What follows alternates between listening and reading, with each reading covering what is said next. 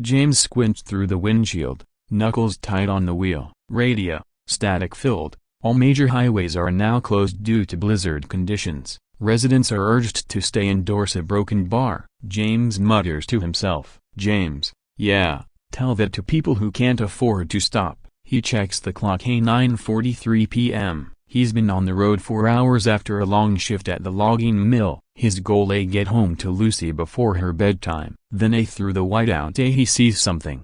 EXT, snowy road. A, continuous. A black luxury SUV is half buried in snow on the side of the road, hazard lights flashing weakly. James slows down, squinting. James, to himself, that's a fancy ride for a night like these. A broken bar. He pulls over, grabs his coat, flashlight, and trudges into the storm.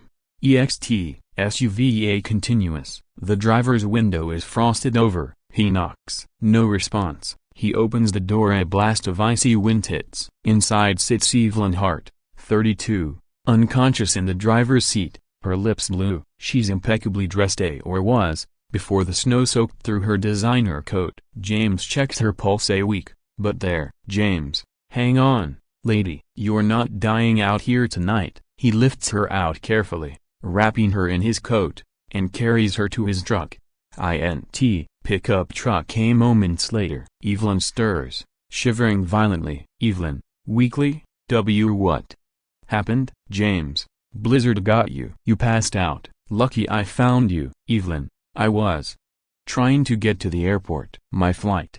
Important meeting in New York. A broken bar. James snorts. Well, your meeting can wait. Blizzard don't care about CEOs. She looks at him, surprised he knew who she was. Evelyn, how do you? James, your face was all over the news last week. Evelyn Hart, youngest CEO of Hart Industries. Guess it's your lucky night. EXT, snowy road. A later. James drives through the whiteout, squinting at the fading road lines. Evelyn murmurs, where are we going? James, nearest shelter I know. My place. It's not much, but it's warm. Evelyn, you live out here? James, born and raised. Town's called Frosthaven. Population's small, but hearts are big. She gives a weak smile. She's never met anyone like him. James' cabin. A night. The small wooden cabin glows with firelight. There's a Christmas tree Lucy decorated. Paper stars, old ornaments, a crooked angel on top. James sets Evelyn by the fire, covers her with a blanket. Evelyn, you live alone? James, me and my little girl, Lucy. She's staying with my sister tonight. I was supposed to pick her up before the storm hit. He looks at his daughter's drawings on the wall. Hundreds of them. Evelyn, softly, you're a good dad. James grins. I try. World's rough, but she deserves to feel safe. Cabin. A later. The storm rages outside. Evelyn sips hot cocoa while James chops firewood inside. Evelyn, I can't believe I almost froze to death out there. Broken bar. And you stopped for a stranger. James, everyone deserves to get home. Doesn't matter who they are. Evelyn, even a CEO who doesn't belong in the woods. James smirks, especially her. They share a brief laugh. The tension melts away a little. Montage.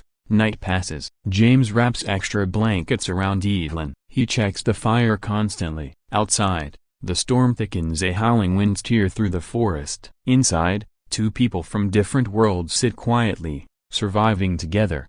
Cabin. A dawn. The storm has eased. Evelyn wakes up, noticing James asleep in a chair by the dying fire, his jacket draped over her like a shield.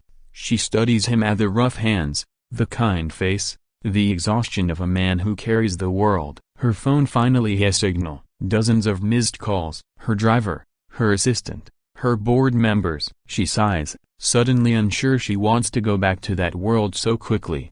Kitchen. A morning. James is cooking eggs. Evelyn walks in, awkward but grateful. Evelyn, you really didn't have to do all this. James, you do the same. Evelyn smiles. No,